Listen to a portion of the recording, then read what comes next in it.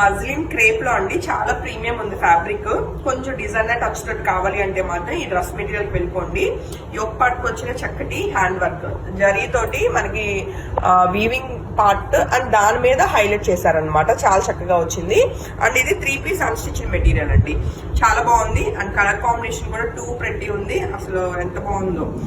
So dress నచ్చితే వెంటనే photo తీసుకుని కాంటాక్ట్ చేయండి. లిమిటెడ్ స్టాక్ మాత్రమే అవైలబుల్.